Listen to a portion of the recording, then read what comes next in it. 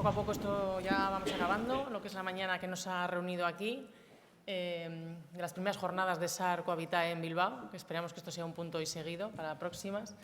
Y entonces, después de todas las intervenciones que hemos venido oyendo a lo largo de esta mañana, pues queríamos poner un poquito el punto final con un buen tono en cuanto al buen cuidado y desde parámetros prácticos. Entonces, contamos en la mesa, a mi derecha tenemos a Álvaro Mosquera, que es máster en bioética clínica por la Facultad de Medicina de la Universidad Complutense de Madrid, licenciado en psicopedagogía y diplomado en educación social.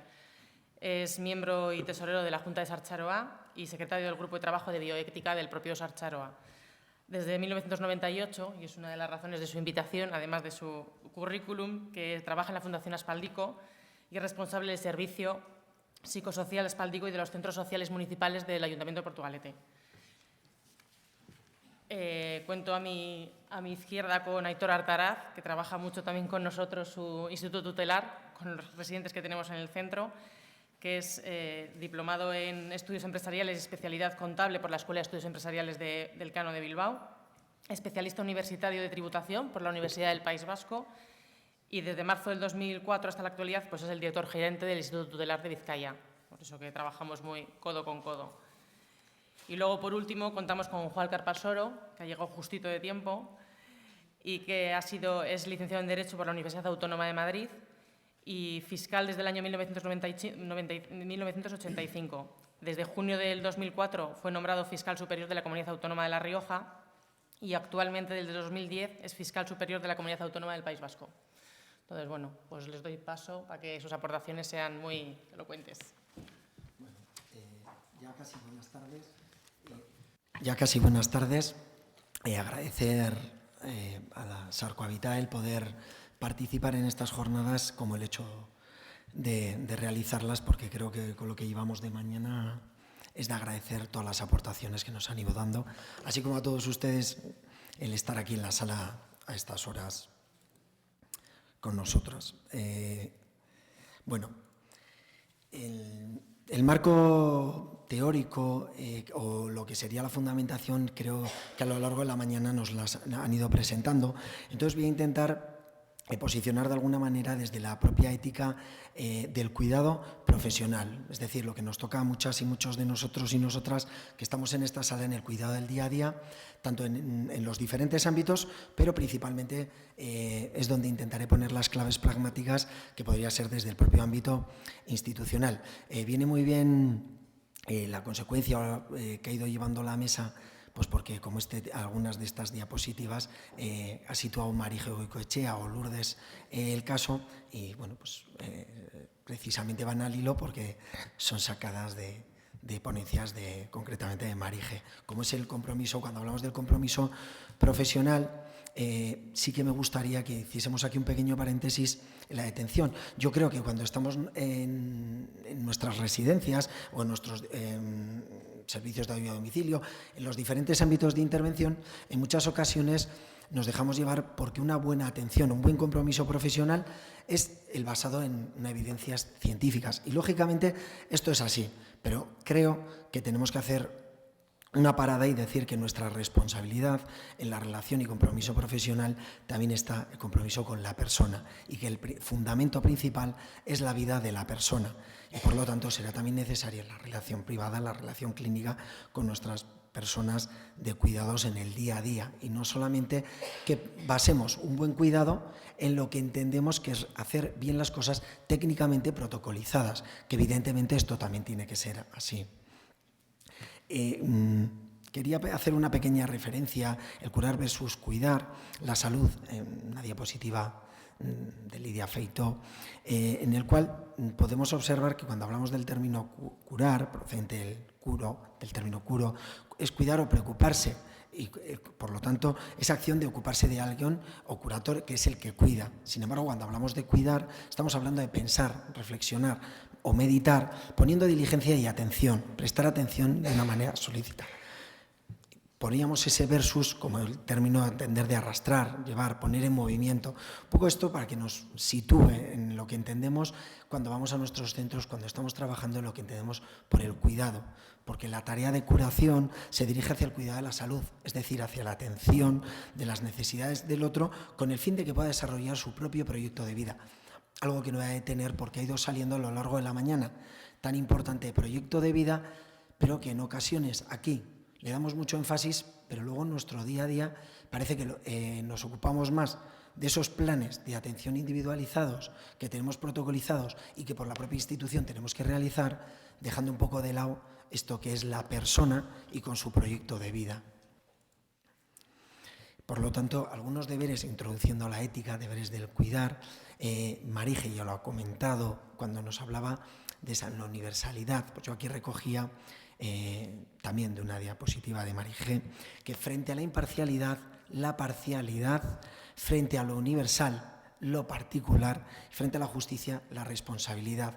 Es decir, evidentemente tenemos que tratar de funcionar con justicia, con imparcialidad hacia todos y todas nuestras personas usuarias, pero a la vez con esa parcialidad, esa individualidad de lo que es que cada una de las personas somos completamente diferentes. Creo que con la fotografía que hemos tenido ilustrada, en el que veíamos al padre Barandiarán, que era completamente diferente de cualquier otro usuario, cualquiera de nosotras que estamos aquí en la sala, ¿no? Por lo tanto, la disposición necesaria para hacer el bien, para cuidar bien, para que la persona mayor viva y muera de acuerdo a su dignidad. Y me gustaría hacer un pequeño paréntesis, que si nos centramos en la persona mayor, frágil, vulnerable, estamos hablando de persona interdependiente, con dignidad, mayor, única y diferente. Creo que son 4 premisas que tenemos que tener muy presentes independientemente de la disciplina que desarrollemos en nuestros ámbitos de intervención. Porque si no, creo que en lugar de estar trabajando con personas, estamos trabajando con objetos. Estamos convirtiendo a la persona mayor en un objeto de nuestra intervención en lugar de ser la persona protagonista de su propia vida y sus propios cuidados. Y esto con ejemplos muy pragmáticos lo hacemos cuando establecemos un plan de cuidados bajo el paraguas de que estamos haciendo lo que es bueno para la persona, pero sin la persona. Y aquí vamos a rescatar algunas virtudes para entender lo que sería cultivar, o que podemos entender que es cuidar bien, del doctor Xavier Echevarría, que nos dice que para aliviar el sufrimiento, porque nos capacitan para acoger a la persona, estaremos hablando de compasión, benevolencia. Porque nos capacitan para acompañarlo, pues estaremos hablando de que es necesaria la virtud de la paciencia, perseverancia. Porque nos capacitan para afrontar situaciones difíciles, será necesario que como trabajadores la esperanza, confianza, prudencia. Y para reconocer la dignidad del otro, de la otra, en su diferencia y su autonomía, la veracidad, tolerancia, humildad, discreción y la gratuidad. Y para abordar esta segunda parte de la ponencia, me planteaba una serie de retos que también han ido algunos de ellos saliendo a lo largo de la mañana, pero que a modo de reflexión yo creo que es bueno que nos los podamos plantear, ¿no? Desde lo organizacional, bueno, estos 3 retos, desde lo organizacional, relacional y nosotros como profesionales, ¿no? Y como os decía, desde lo organizacional, favoreciendo y midiendo el ejercicio cotidiano de los derechos de las personas mayores, que venimos hablando a lo largo de la mañana y que creo que además los que me preceden luego en la mesa creo que son bastante más doctos en lo que nos vayan a explicar. Pero cuando hablamos de los derechos de la persona, en el día a día y o en la practicidad de lo que hacemos cuando volvemos después de esta jornada a trabajar en nuestros centros, ¿de qué estamos hablando? Pues estamos hablando de optimizar las oportunidades de saber y conocer, que la persona esté informada al máximo nivel posible y acorde a las capacidades que puede desarrollar y que preserva, y que podamos trabajar, y tenemos que trabajar desde ahí, no una vez más desde lo que nosotras entendemos que está probado que es beneficioso para la persona, y como es bueno para ella, tiene que entrar por ahí. Yo creo que cualquiera de nosotras y nosotros, que mínimo que nos tengan en cuenta, ¿no? Porque, como hemos venido viendo, somos personas diferentes. Optimizar al máximo las oportunidades de participación de las personas, Y cuidar los aspectos de intimidad y dignidad en los apoyos. Creo que ya no necesita explicación porque hemos estado incidiendo continuamente en estos aspectos de intimidad y dignidad de la persona. Pero nosotras en ocasiones somos las personas garantes que debemos garantizar estos cuidados, esta intimidad en la vida de las personas mayores. Y sobre todo, creo que en muchas ocasiones, pero sobre todo en los ámbitos de institucionalización, en ocasiones creo que esto nos olvidamos por entrar en las dinámicas organizacionales de nuestros centros. La calidad de los procesos, relaciones y apoyos en los cuidados que proporcionamos, adaptar su proyecto vital en coherencia con su biografía y con la propia identidad. Creo que esto no es vender humo, tiene que ser así, evidentemente el propio funcionamiento de la propia entidad, con la historia de vida de las personas, la biografía de las personas, que tratemos de dar protagonismo a las personas de su propia vida, estimulando su autogestión, facilitando su autogestión, incluyendo en que en ocasiones tomen decisiones que nosotras creemos que no son las más beneficiosas para la persona. Pero si la persona está capacitada, la persona es autónoma, la persona tiene derecho a tomar estas decisiones y optimizar el trabajo con la persona, abordando integralmente cada una de sus dimensiones.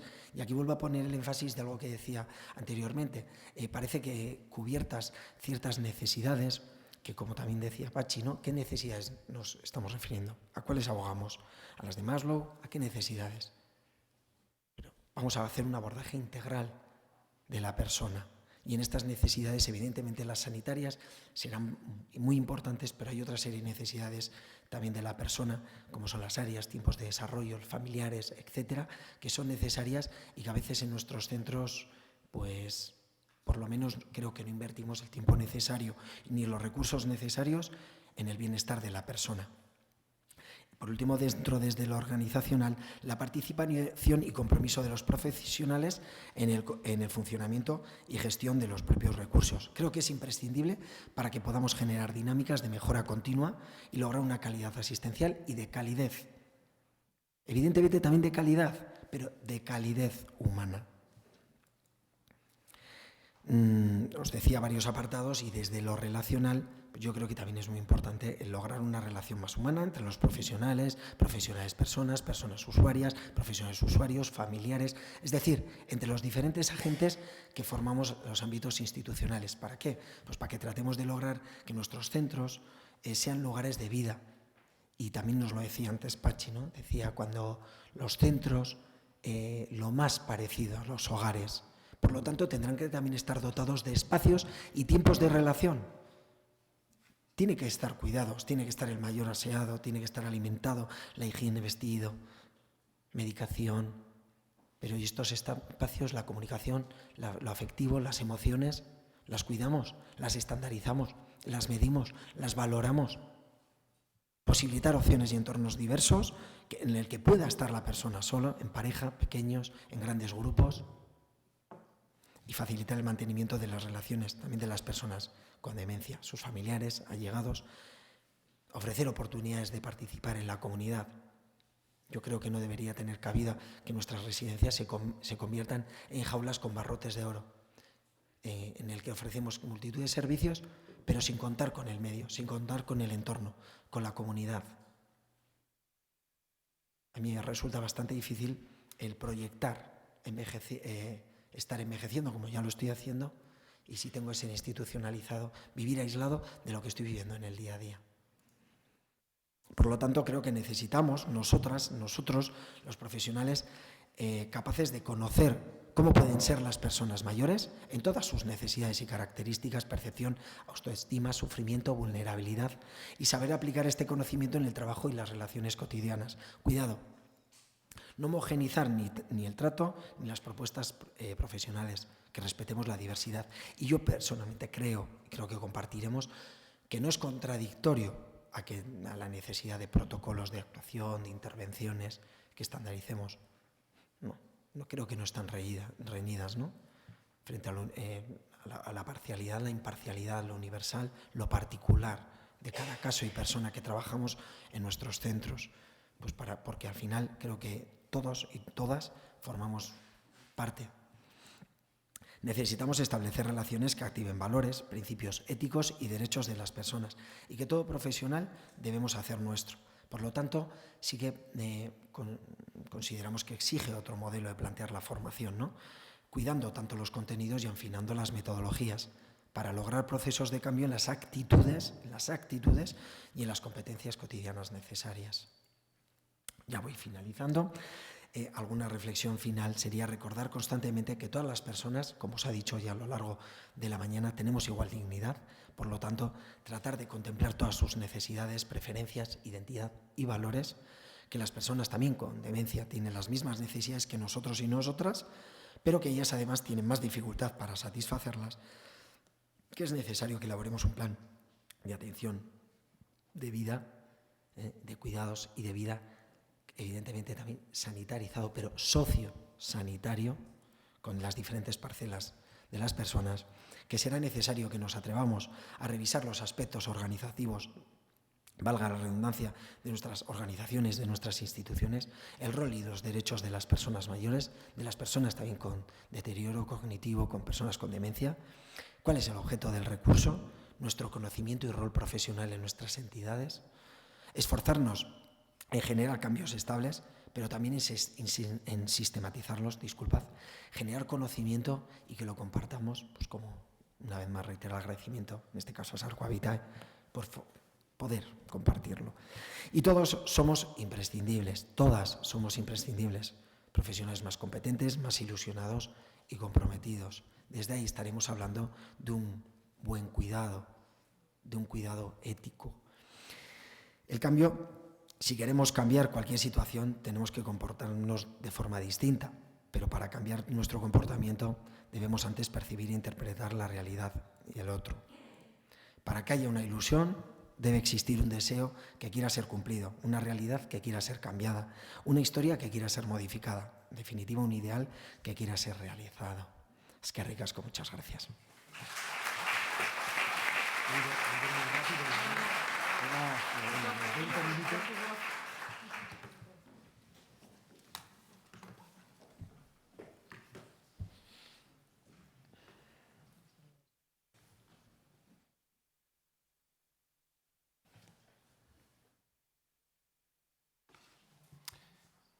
Egunon Danori, lo primero dar las gracias a Sarco Habitat por la invitación que nos ha hecho a participar en estas jornadas. Para nosotros es un tema que nos ocupa y nos preocupa especialmente, como es el tema del maltrato a las personas mayores. Voy a tratar de explicar brevemente qué es el Instituto Tutelar de Vizcaya. Yo creo que todos lo conocéis, todas las personas que estamos aquí, pero bueno, no está de más situar un poquitín, contextualizar exactamente cuáles son nuestras finalidades y para qué fuimos creados. El Instituto Tutelar tiene como parte troncal el ejercicio de la tutela y curatela de personas mayores que han sido incapacitadas legalmente y que tienen su residencia en el territorio histórico de Vizcaya. Asumimos en su caso el cargo de defensor judicial, principalmente en los procedimientos de incapacidad que versan sobre la capacidad de las personas. Y asumimos cuando las funciones determinen la autoridad judicial en medidas provisionales de protección y defensa personal y patrimonial de presuntos incapaces. También ejercemos fomento de acciones para integración y normalización, informamos, orientamos, asesoramos y asistimos a otros tutores, a profesionales y a quien quiera recibir asesoramientos sobre las materias que versan sobre la incapacidad y las figuras tutelares. Y administramos los bienes de las personas tuteladas, así como de los menores tutelados por la Diputación Foral de Vizcaya. Para esto tenemos una serie de actividades para cumplir los fines, que bueno, voy a pasar de ellas. Para dar un dato gráfico, entiendo que importante. Es decir, esta es la evolución de las personas que tutela y curatela del Instituto Tutelar de Vizcaya. Ya hablamos personas, cada una, como os ha venido diciendo esta mañana, con su propia realidad, con su propia biografía, que tristemente cuando nos llegan a nosotros no conocemos esa biografía. Muchas veces somos unos paracaidistas que aterrizamos en la vida de las personas porque no había nadie más que pudiera protegerles o que pudiera atenderles las necesidades vitales que presentan. El año pasado tuvimos un incremento neto de más de 150 personas tuteladas y curateladas, que para nosotros es una absoluta barbaridad. Comentado con otras instituciones tutelares de otros territorios, en función del porcentaje poblacional de los mismos, las tutelas y curatelas que acaban recayendo en el Instituto Tutelar de Vizcaya están muy por encima de lo de otros territorios, de otras comunidades autónomas. Las franjas de edad son las que mostramos. Muchas veces pensamos que tutelamos sobre todo personas por encima de los 65 años. Pues el porcentaje sobre el total de las personas que tutelamos que están por encima de los 65 años aproximadamente es de un 32%, para situarnos un poquitín del perfil de las personas que estamos hablando. Características de las personas mayores que estamos atendiendo, pues son principalmente personas sin referencias familiares cercanas. Lo que hemos comentado, hemos perdido la autobiografía, perdemos las expectativas, los deseos de las personas y resulta que no tenemos nadie que nos pueda contar cuáles serán sus deseos, sus preferencias o su voluntad en determinadas circunstancias. Y a partir de ahí, evidentemente, tenemos un déficit a la hora de funcionar. Tenemos también nos caen con personas con familiares que pudieran hacerse cargo, pero están impedidas. Muchas veces estamos hablando de que hay órdenes de alejamiento, en otras circunstancias las personas tienen ya sus discapacidades, su dependencia, y se alegan estas causas como motivo para no asumir el cargo tutelar. Hablamos también de que un porcentaje importante tiene situaciones conflictivas familiares y, evidentemente, no se puede prestar el servicio de tutela desde un conflicto ya latente en el entorno familiar. Y luego nos caen aproximadamente un 10% de los casos que vienen de personas provenientes de remociones de otros tutores. Bien porque ese tutor alcanza una determinada edad y ya no es capaz de poder ejercer el control y el seguimiento de las personas que ha venido tutelando o curatelando, o bien por el mal desempeño de otros tutores.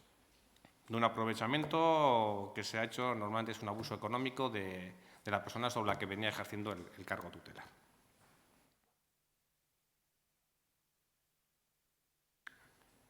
Un porcentaje importante de los casos asumidos de personas mayores de 60 años, he cogido las personas mayores de 60 años porque precisamente a raíz de esta jornada decidí mirar un poquitín las causas de incapacidad, ver un poquitín, porque muchas veces detectamos, sabemos, pero no tenemos el dato de que muchos vienen de situaciones de maltrato, de abusos económicos y demás, pero quería un poquitín cuantificarlo. Y pensando, digo, incluso en el año 2015 yo creo que menos abusos económicos, menos situaciones de maltrato se han generado, pero quería saber cuántas estábamos hablando. Pues cuantificándolo se detecta en base a la escasa información que podamos tener que por lo menos un 25% han sufrido algún tipo de maltrato. Prácticamente la mitad por abuso económico y la otra mitad por negligencia en los cuidados y necesidades básicas. En muchas de ellas se juntan los dos casos de maltrato. Cuando nos referimos a malos tratos económicos, hablamos de apropiaciones indebidas, donaciones o transmisiones de bienes que se han comentado esta mañana, generación de deudas sin justificación. Y cuando nos referimos a malos tratos físicos, nos encontramos con un caso esporádico de utilización de fuerza física y violencia, pero la mayor parte son debidos a la omisión del cuidado y de las necesidades básicas. Estamos hablando de un entorno familiar que no provee de las necesidades ni de la atención que requieren las personas. Estamos hablando de hijos. Normalmente suelen ser hijos con discapacidad, con enfermedades mentales, que al final no tienen la capacidad de poder atender a esas personas que son absolutamente vulnerables y que evidentemente necesitan de profesionales que puedan atender esas necesidades. Y también hay maltrato psicológico. Entendemos que una parte importante son malos tratos no intencionales, sino por falta de capacidad de los cuidadores. En la mayor parte de los casos, este maltrato ha sido detectado desde el propio ámbito familiar, es decir, sobrinos de una persona que entienden que su hijo, su hija, su pareja no le está atendiendo, le está generando maltrato, desde los servicios sociales y o sanitarios, desde el ámbito judicial también. Y se entiende el propio nombramiento de una institución tutelar, como puede ser el Instituto Tutelar de Vizcaya, como una forma de atajar y afrontar dicho problema.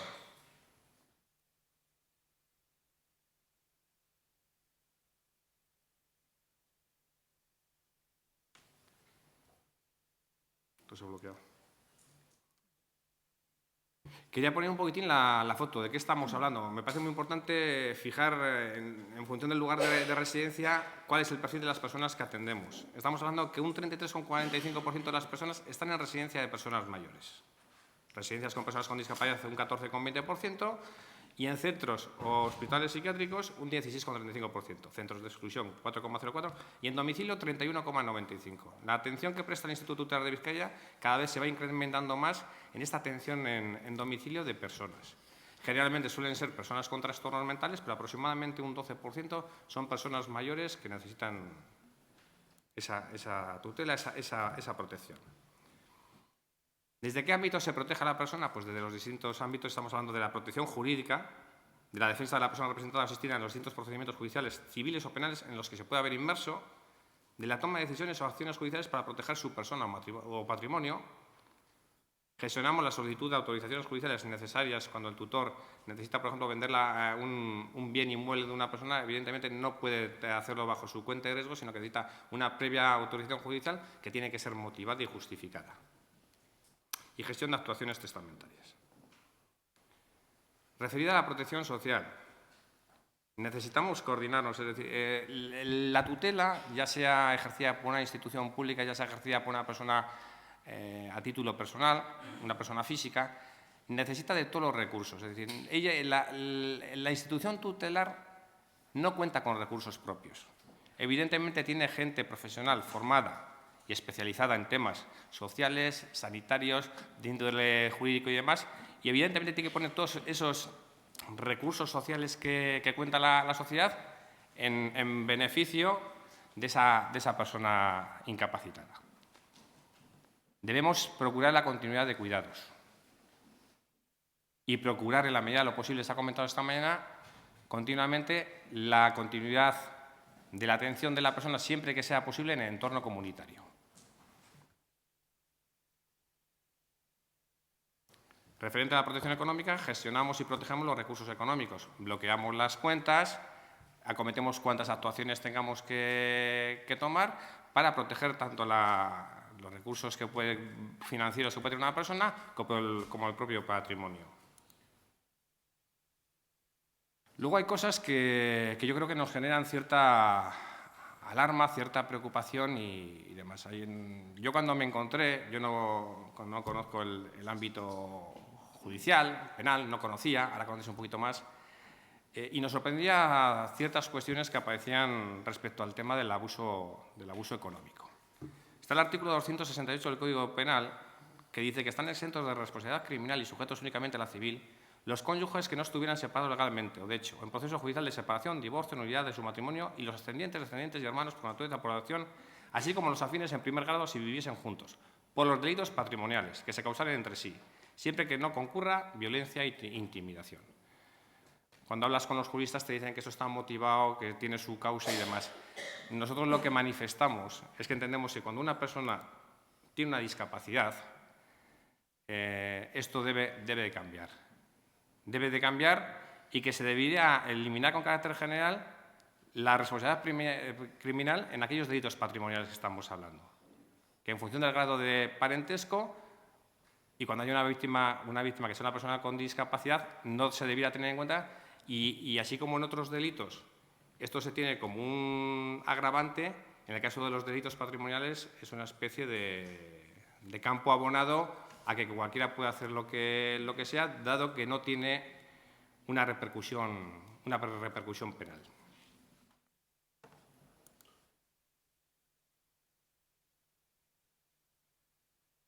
Hablamos de que es cierto que la mayor parte de los malos tratos se llevan a cabo en un contexto familiar o doméstico. Por lo tanto, desde los distintos ámbitos profesionales, especialmente los de servicios sociales y sanitarios, deberemos estar vigilantes a los indicadores que nos pueden indicar que se puede estar produciendo este hecho. Para ello valoramos muy positivo el instrumento que se nos ha presentado hoy de detección de los malos tratos elaborado por el Gobierno vasco. Es también cierto que también puede producirse maltrato institucional. Ahí están los porcentajes que se han hablado, tanto residencial como hospitalario. Por ello debemos ser especialmente vigilantes. Aquí tenemos que decir que todos tenemos que comprender las limitaciones que se pueden tener desde una tutela institucional comparada con una tutela personal por persona física. Evidentemente, las instituciones tutelarias no podemos tener el seguimiento ni el control continuo, diario, de las situaciones en las que se encuentran las personas. Porque es más, dados los recursos limitados que tenemos que priorizar actuaciones. Entendemos que las residencias en general de personas mayores, cumplen perfectamente toda la legalidad, que cuidan perfectamente a las personas más vulnerables, que las estamos poniendo en su mano, pero sí que es verdad que dejamos muchas veces un cheque en blanco porque no tenemos esa capacidad de control. Tenemos el Servicio de Inspección y Control del DAS, que hace también una labor, pero como se ha indicado esta mañana, entendemos que resulta insuficiente a la hora de poder detectar ciertos malos tratos que se pudieran producir en un entorno institucional. Nosotros desde el Instituto, yo cada vez que me ponen encima de la mesa para la firma, se ríe alguna compañera del Instituto, porque estoy muy concienciado con el tema de las sujeciones físicas y químicas. Especialmente con el tema de las sujeciones físicas, a mí siempre me ha costado mucho. Evidentemente enviamos en su momento unos criterios para poder adoptar esta serie de medidas y decíamos que tenía que haber un dictamen por parte de un facultativo, que estas medidas debían ser revisables, que debían estar evidentemente motivadas, pero conocemos y somos conscientes de que una sujeción física no es algo inocuo. Tiene una repercusión psicológica y física en las personas que la sufren, ¿no? Que la sufren o que tienen que tener esta imposición. Por lo tanto, hacemos una apuesta abierta por esta eliminación de sujeciones físicas y químicas, evidentemente. Sabemos que es un trabajo importante que tienen que ir desarrollando las distintas residencias, los distintos centros residenciales, pero esperemos que sea un camino que se pueda recorrer. Nosotros de nuestra parte tenéis toda la colaboración para que se pueda avanzar en ese sentido. Hablamos de qué es lo que sucede. Esta mañana hemos estado teorizando, cuando estaba hablando el compañero del Ayuntamiento de Bilbao, yo estaba esperando que dijera lo de cuando no me abren la puerta, cuando no me abren la puerta. Porque claro, es algo muy típico, es decir, tenemos un protocolo muy claro, muy plenamente establecido, pero luego te chocas frontalmente con la realidad. Y entendemos que se debiera disponer de una figura jurídica para aquellos casos en los que se detecte que existe una persona que pudiera ser incapacitada y que se valora que está en una situación de desprotección, para que pudiera ser protegida provisionalmente, si ella no tiene la capacidad de hecho y no tiene un entorno que lo lleve a cabo. Esto de que cosecha propia, que hemos creado una sociedad tan legalista y garantista que por miedo a tomar decisiones erróneas y sus repercusiones dejamos en desprotección, de hecho, a personas que requieren una respuesta urgente. Y para evitar esto se necesita una colaboración e implicación desde el ámbito judicial, social, sanitario, etc. En su momento se hablaba de que se podía crear una figura en el ordenamiento, una especie de defensor provisional. Yo creo que sería necesario para determinadas circunstancias. Como me invitaron a poner un caso y que me parece muy significativo y muy llamativo, este es un caso de la puerta cerrada. Es un caso que podía ser ficticio, pero no lo es. Entonces, es una persona incapacitada, nosotros teníamos la curatela, para seguimiento médico y para control patrimonial. No acude al CSM y tenemos la sospecha de que pueda estar psiquiátricamente descompensada. Sospechamos de que pueda estar en casa de su madre. Se informa al centro de salud mental correspondiente. Vecinos de la madre nos empiezan a informar de que se le había que quejarse a la madre lastimosamente por la noche. Estos hechos se ponen en conocimiento del juzgado y se informa de que entendemos que puede haber una situación de riesgo. No tenemos prueba suficiente. Desde el juzgado se hace la indicación a la policía municipal para que vayan a investigar esta situación. La policía municipal va, toca la puerta, no le abren. Me voy 2 días después, voy, toco la puerta, no me abren, me voy. Finalmente, un viernes, sucede lo que siempre. A última hora del viernes, vuelven a llamar a los vecinos y dicen, esta noche ha vuelto a pasar esto. Entonces, ya con la intranquilidad, porque luego al final dices, con la intranquilidad que te genera sabiendo que esto había ocurrido una semana antes, sin tener prueba y demás, decidimos, vamos a hablar directamente con el juzgado, directamente con la magistrada, explicarle la situación y que nosotros nos mojamos en ese sentido de nosotros vamos a la casa, montamos todos los dispositivos, pero autorízanos legalmente a que podamos hacerlo. Porque estábamos entrando en la casa de un tercero, ajeno, capaz, plenamente capaz, a pesar de que era una persona dependiente y con ayuda de tercera persona, pero no teníamos ningún instrumento. Se nos habilitó el instrumento. Dotación, 2 ambulancias psiquiátricas, dotación, patrulla de la Archena, dotación trabajadores sociales, dotación, la persona más importante aquí de intervención, cerrajero, y una duda en el ambiente, ¿quién iba a pagar aquel desaguisado? Porque también pasa. Es decir, tenemos el instrumento y luego si nos equivocamos, ¿quién paga esto? Bueno, pues normalmente en estas cosas no nos solemos equivocar. Entramos, cuando ya estábamos a punto de entrar es cuando nos responde la persona curatelada y nos dice que nos abre. Ya teníamos aquello todo desarmado, ¿eh? Y resulta que nos encontramos una situación dantesca. Una madre en el suelo, una madre comiendo del suelo, una madre desnutrida, deshidratada y una persona a la que nosotros curatelábamos absolutamente descompensada. Evidentemente, en aquel momento no tenía ningún tipo de habilidad ni competencia para tomar ningún tipo de decisión. Es necesario muchas veces llegar al extremo, es decir, cuando surgen estos casos urgentes, yo sé que es difícil tomar la decisión, pero claro, yo aquel fin de semana me fui contento, entonces marchamos a casa a las 6 o las 7 de la tarde, cuando no trabajamos los viernes por la tarde, pero con la satisfacción de que creíamos que habíamos salvado a una persona, literalmente. A esta persona la hemos salvado, porque 2 días más tarde esta persona no hubiera sobrevivido. Y luego te empiezan a preguntar quién se encarga de la madre, y tienes que estar dando explicaciones en el hospital de que es que yo soy el curador de esta persona, la madre toma mi referencia y las decisiones que hay que tomar, contar con nosotros y demás.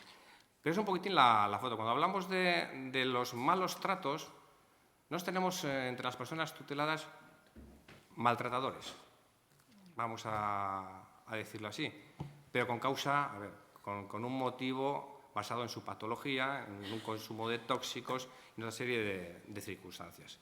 Igual hay otra parte de estos que estamos hablando que no tiene esa patología ni esa justificación de que por eso sean maltratadores, pero es la realidad que nos encontramos. Entendemos que tiene que haber una corresponsabilidad entre todos, familia en sentido amplio, jueces y ministerio fiscal, ámbito sanitario, ámbito social.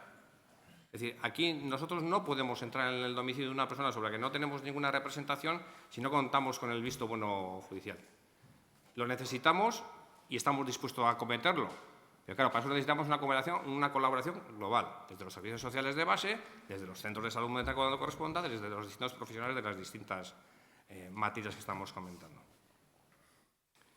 Necesitamos notarios, lo vamos a decir por alguna experiencia que hemos tenido, más exigentes. Es decir, no se puede, una persona que es sacada de un albergue, que lleva no sé cuántos años estando en el albergue, no puede ir a una notaría y firmar la constitución de 2 empresas, perdón. Es decir, una persona que rascar un poquitín, se da cuenta perfectamente que esa persona es incapaz de hecho. Pues eso nos ha sucedido, y no una vez. Confiamos mucho en los empleados de las entidades financieras porque sabemos que se cuidan muy bien el dinero y cuando este sale de una manera que no es la normal, suelen poner estos hechos en conocimiento de Fiscalía y demás. Debemos apoyarnos en la red social, que cada vez se va perdiendo, en los vecinos y demás. Debemos crear ese ojo o ese camino sencillo para que un vecino pueda avisar, oye, tengo mi vecino de abajo que creo que está descompensado. Y a partir de ahí que entren a intervenir los servicios sociales. Pero yo creo que es necesario facilitar, asesorar, informar, educar a la gente de que no se puede permitir el mirar para otro lado en ciertas problemáticas que van surgiendo de personas muy cercanas o que tienen referencias muy cercanas. La perspectiva es lo que se ha comentado esta mañana también, incremento de la esperanza de vida, éxito social que lleva aparejado la disminución de facultades físicas y psíquicas en muchas personas, mayor número de hogares unipersonales, nosotros lo vemos en las estadísticas, familias menos extensas y mayor dispersión geográfica de las mismas, cambios sociológicos, crisis. Los factores con los que estamos conviviendo aumentan el riesgo de posibles situaciones de maltrato. Y ya acabo. Es labor de todas y todas lograr evitar que las personas mayores puedan sufrir situaciones de maltrato, así como de poder garantizar el buen cuidado. Y para ello deberemos establecer una tupida red social que prevenga, detecte e intervenga cuando dichos hechos se produzcan. Nada más.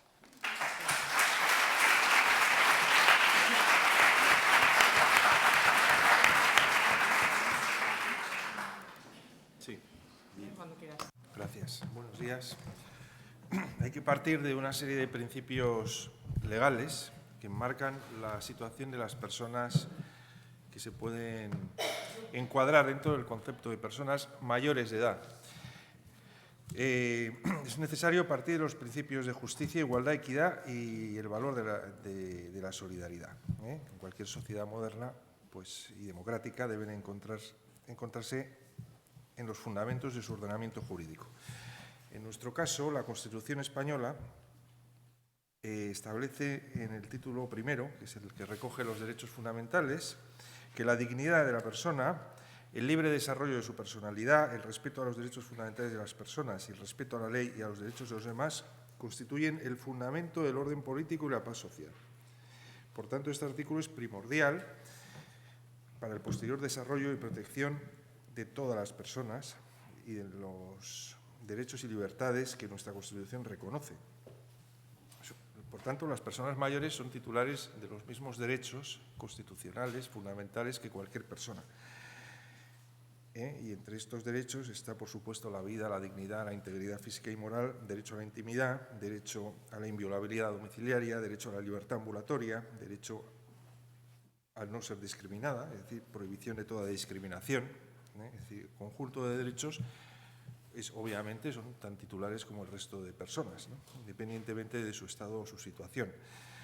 También son de aplicación normas internacionales que forman parte del derecho interno, al ser España, el Estado español, haber suscrito las mismas, según nuestra Constitución, ya forman parte del derecho interno, entre otras, la Carta de Derechos Fundamentales de la Unión Europea, que establece que se prohíbe toda discriminación y en particular la ejercida por razón de diferentes sexo, tal, y de edad, ¿no? Prohibición de discriminación por razón de edad es un derecho fundamental reconocido en la Carta de Derechos Fundamentales de la Unión Europea.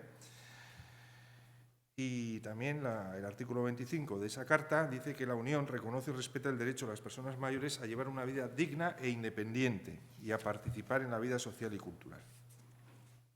Por último, dentro de este marco, el artículo 50 de la Constitución española, que obliga a los poderes públicos a promover, con independencia de las obligaciones familiares, promoverán el bienestar de las personas, dice, de la tercera edad, mediante un sistema de servicios sociales que atenderán sus problemas específicos de salud, de vivienda, de cultura y de ocio.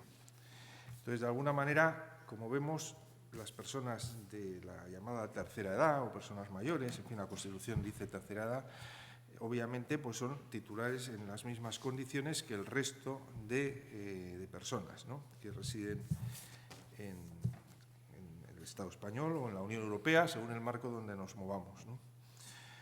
En ese sentido, el título de mi intervención se refiere a la intervención en el ámbito judicial, ¿no? No sé literalmente cómo pone, pero bueno, es desde la justicia. Entonces, como se me ha dicho que dé una orientación práctica, voy a mencionar temas un poco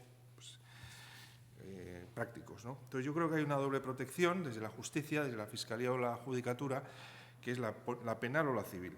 Tenemos el ámbito penal. En el ámbito penal hay una protección general, que es la agravante genérica de cometer el delito. Cualquier delito se incrementa la pena, es una circunstancia agravante cuando se comete con abuso de superioridad. Con abuso de superioridad sobre la víctima por razón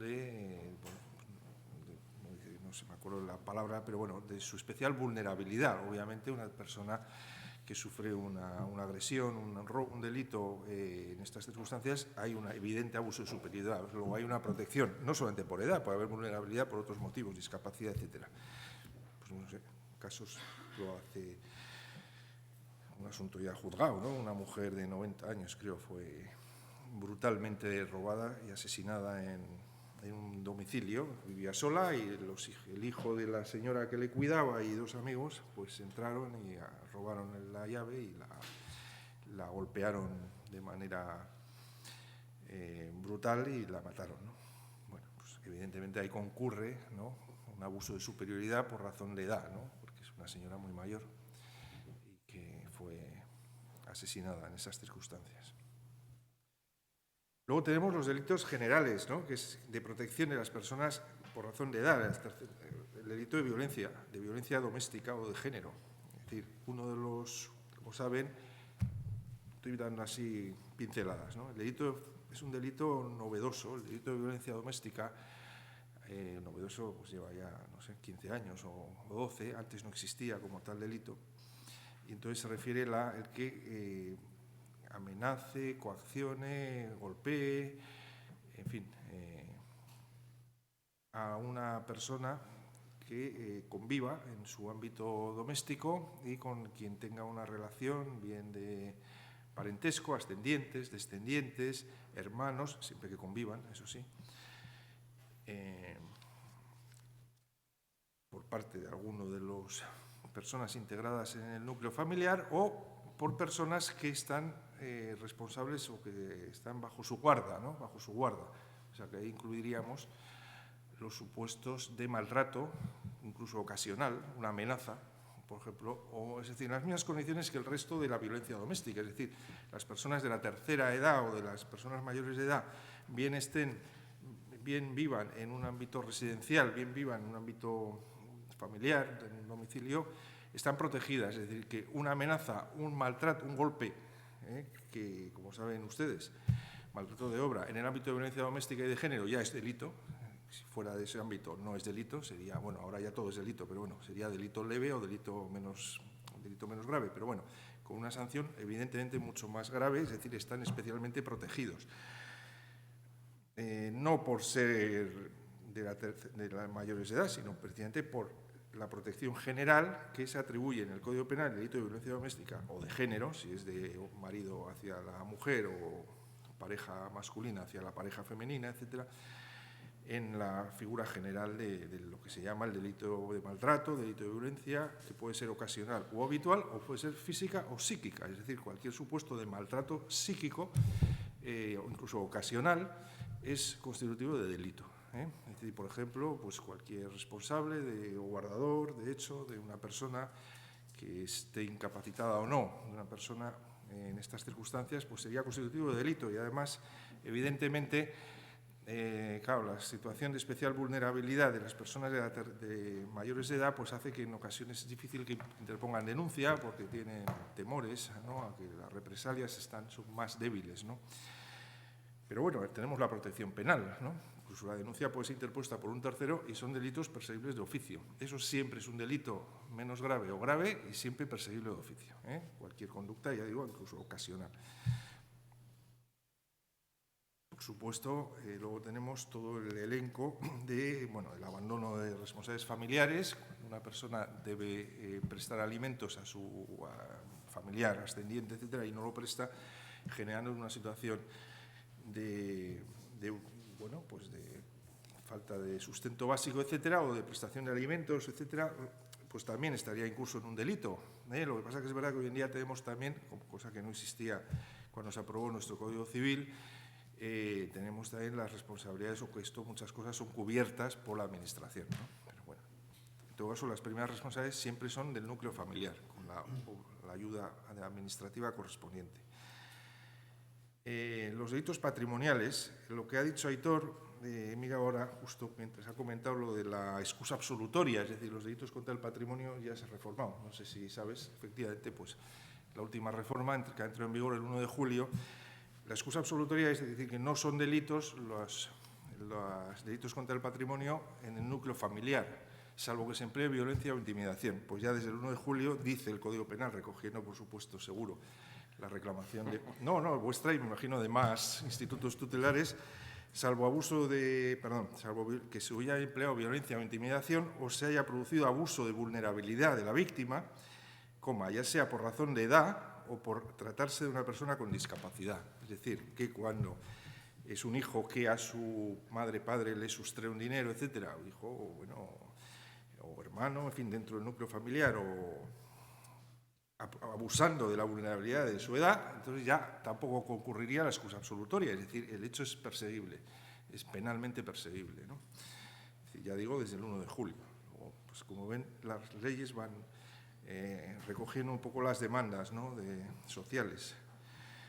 Y en este campo pues tenemos todo el tema de los delitos contra el patrimonio, pues las personas de edad son especialmente víctimas de ciertos delitos, un delito bastante habitual, bueno, eso ha habido siempre, el abrazo, ¿no? Las personas, hoy en día son frecuentes los grupos que se aproximan a una persona anciana, que se le acercan, le abrazan, gente joven o de edad, se le saludan, luego le quitan la cartera o el reloj, porque la persona se queda, no sabe cómo reaccionar, pensando, bueno, pues le conoceré, etcétera. Bueno, eso se da con bastante frecuencia, siempre se ha dado y se sigue dando. Igual que antes se daba, bastante frecuente era en las personas que iban a sacar el dinero del banco de la pensión, pues personas mayores que les seguían a su domicilio, le entraban con ellas, les abrían la puerta, gente, mire, ya le acompaño y tal, o ya le abro, le ayudo y tal, bueno, le quitaban el bolso, o aprovechaban, como son personas mayores, y eso es un caso que ha habido siempre, ¿no? Son especialmente personas especialmente víctimas de estos delitos, ¿no? De timos, ¿no? De abusos de fraudes telefónicos, fraudes de... En fin, un conjunto de casos que igual pues, siempre se ha abusado de su situación penalmente y, bueno, y el Código Penal, lógicamente, tiene que reaccionar. Y reacciona. 5 minutos, bien. Bueno, pues pasamos a la protección civil. Bueno, como contrapartida, como saben, los mayores de 70 años tienen una ventaja. Pueden obtener la libertad condicional sin necesidad de haber cumplido un mínimo de tiempo en prisión. Bueno, por lo menos ese lado. No es que tengan derecho a ello, sino que el juez puede adelantarles la libertad condicional, que a veces la gente cree que por tener más de 70 años puedes delinquir, y no. Ingresas en prisión igual o puedes ingresar, pero te pueden dar la libertad condicional sin tener un mínimo de periodo en prisión. Y luego tengo la protección civil. La protección civil quizás sea la que tenga más trascendencia en el día a día, la superior vigilancia de casos de personas en situación de especial vulnerabilidad o desvalimiento, porque corresponde al Ministerio Público. Nosotros asumimos la representación de personas. Digo desvalimiento porque puede ocurrir que sea una persona que, sin ser incapacitada, sin embargo, esté con una situación de desvalimiento. Entonces, el fiscal es el que tiene que suplir su posible desvalimiento en el ámbito del proceso, ¿no? Y aunque tengan plena capacidad de obrar, tienen derecho a casarse, a disponer de dinero, a hacer testamento, etcétera, lógicamente, pues en algunos casos, pues deberíamos bien bueno, pues suplir esa situación de posible desvalimiento, o bien, en su caso, instar de la autoridad judicial ciertas medidas para evitarles perjuicios o apartarles de un peligro que se pueden acordar. Es decir, en situaciones... Un juez, en este tipo de casos, en donde hay un interés público, igual que ocurre con los menores, prevalente, puede, bien de oficio, bien en instancia del fiscal o del propio afectado, acordar cualquier medida tendente a apartarle de un peligro o evitarle perjuicios a una persona en situación de guarda de hecho, no hablo de incapacitación, guarda de hecho, de una persona de mayor, que puede estar, por ejemplo, en un ámbito domiciliario, residencial o el que sea, puede acordar cualquier medida. También existe la tutela automática. Cuando se ve que hay una situación de desamparo, pueden las administraciones competentes asumir la tutela automática y, bueno, y lógicamente tenemos todo el supuesto amplio de los internamientos, internamientos involuntarios, que si no hay consentimiento de la persona, pues supongo que se habrá hablado, ¿no? Pues cuando se pone en conocimiento de la Fiscalía o del juzgado, de la Fiscalía, de la situación de una persona mayor, bien porque vive sola y está muy deteriorada, bien porque su familia no puede atenderle o no quiere atenderle, pues debemos instar el internamiento, no por razones psiquiátricas, sino sería un internamiento residencial, claro, que no es exactamente un internamiento, porque no hay una privación de libertad, pero cuando no hay un consentimiento es necesaria la autorización judicial, porque la persona mayor, por la razón que sea, no desea acudir, ¿no? Entonces hay que ser el juez quien, a instancias del fiscal, se puede acordar incluso como medida cautelar. Y todo eso es independiente de una incapacitación, no tiene por qué ser incapacitada, sino para protegerle, para, pues no sé, cualquier síndrome, situación que se encuentre, se puede instar y se hace así, ¿no? Y esto es básicamente, como se me ha dado el tiempo, pues no quiero extenderme más, pues yo creo que es básicamente estos dos sectores, protección civil, protección penal, los ámbitos de protección, la penal en los casos que he mencionado. Un caso importante, bueno, en fin, siempre ahí digo, la Fiscalía un poco asume dentro de sus funciones constitucionales y además decir que hay un fiscal de sala a nivel de todo de España o del Estado que es especialmente, que tiene la misión de llevar las causas o de asumir los supuestos de protección de personas de la tercera edad. Nada más. Muchas gracias.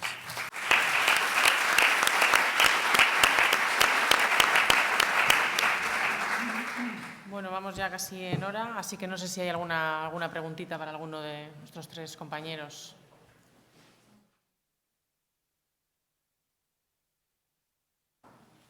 ¿Está todo el mundo con hambre ya o qué?